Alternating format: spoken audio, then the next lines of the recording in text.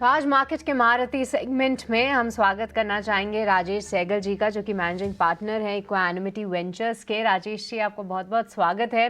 और समय समय से हम आपसे समझते हैं कि आपका क्या व्यू बन रहा है बाज़ार पे और अब कौन से नए थीम्स हैं।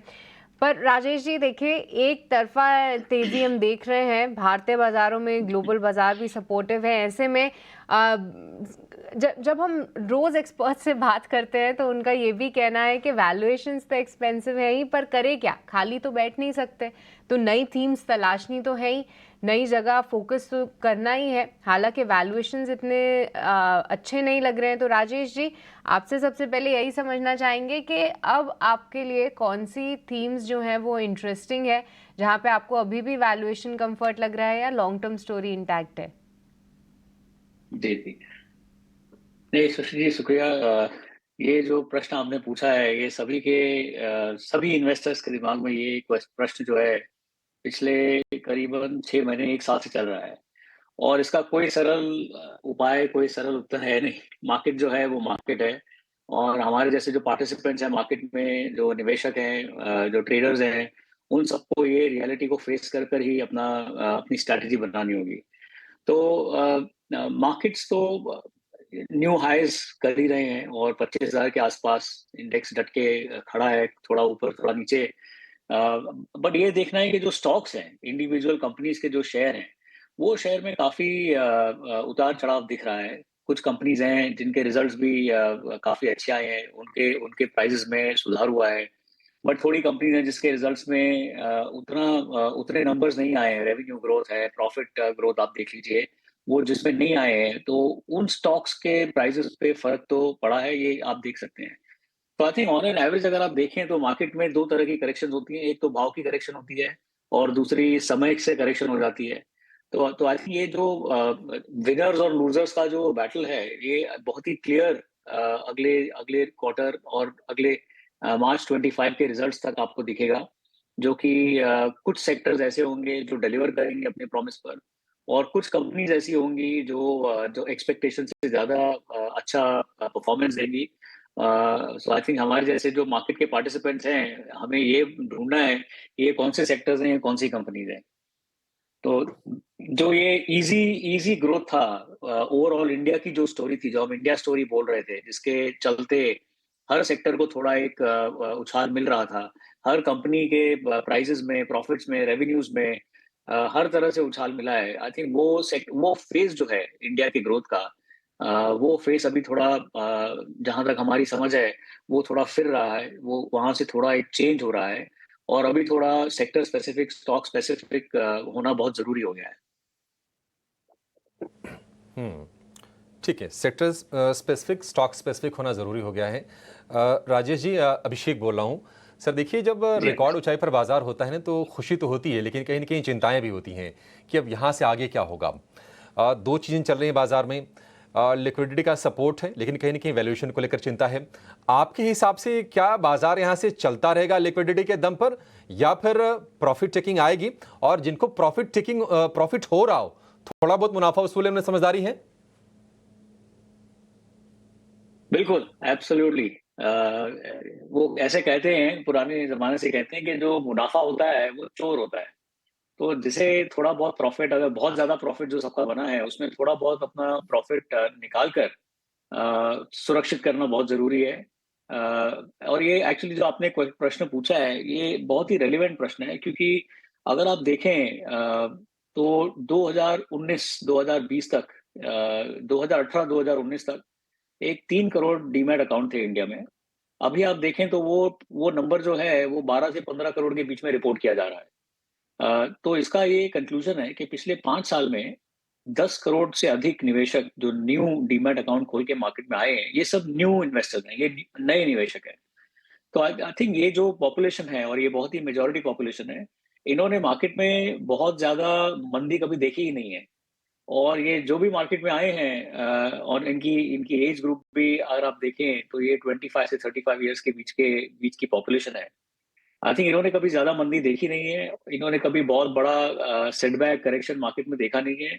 इन्होंने जब मार्केट में पैसा लगाया है, पैसा बना है, तो उनको ये एहसास हुआ है कि और हाँ, पिछले बुल मार्केट में बहुत पहले जब हम भी मार्केट में उतरे थे, एंटर किया था, तो हमारा भी यही एक्सपीरियंस रहा था।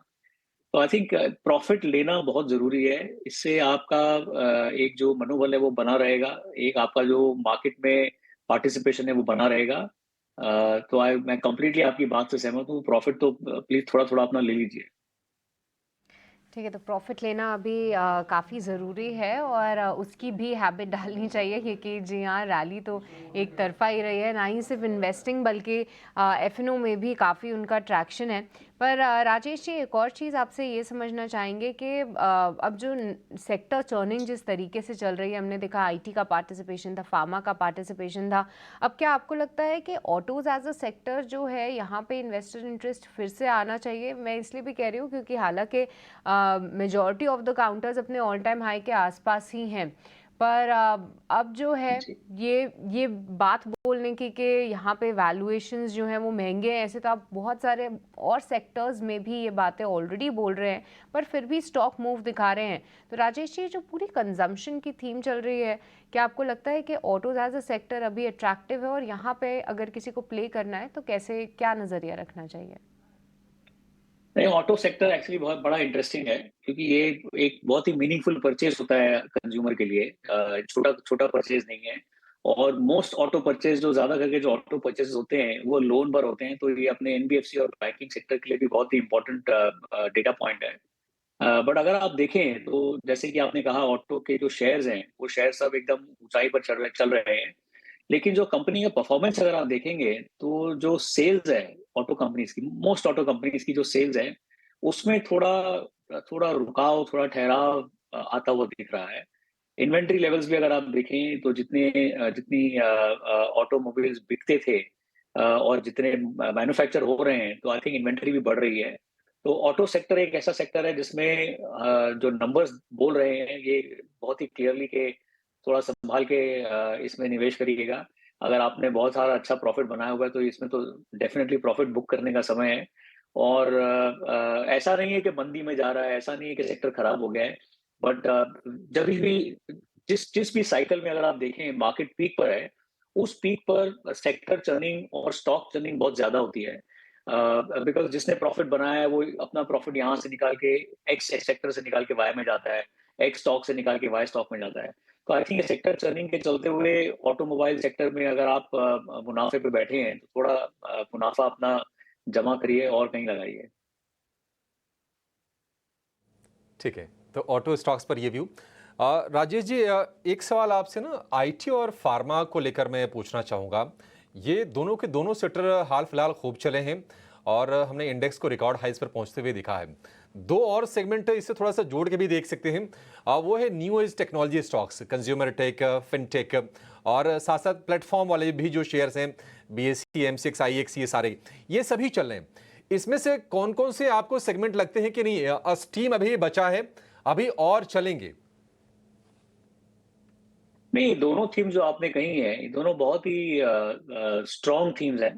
दोनों बहुत ही लॉन्ग टर्म थीम्स हैं। अगर आप न्यू एज टेक्नोलॉजी कंपनीज देखिए, या जो प्लेटफॉर्म्स की आपने बात करी वो देखिए, तो इंडिया में जो फाइनेंशियलाइजेशन हुआ है कंज्यूमर का ओवर द, अगर आप देखें पिछले 10 साल में, तो वो फाइनेंशियलाइजेशन बहुत ही तेजी से हुआ है, स्पेशली कोविड के बाद आते हुए। तो क्योंकि जो टेक्नोलॉजी है वो सबने बहुत ही इजीली अपना ली है। सबके पास मोबाइल फोन है, हर मोबाइल फोन पे आपके पास हर ट्रेडिंग एप्लीकेशन है, और वगैरह वगैरह कंजम्पशन एप्लीकेशंस हैं।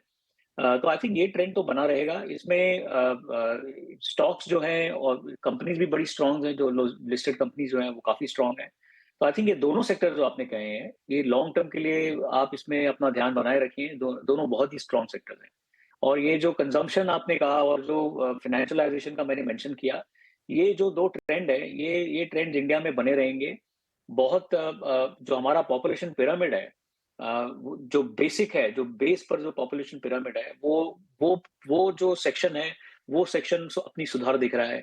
उसके ऊपर का जो सेक्शन है वो अपनी सुधार दिख रहा है। तो आई थिंक ये जो फाइनेंशियलाइजेशन और कंज्यूमरिज्म है, ये बिल्कुल बरकरार रहेंगे ये ट्रेंड्स।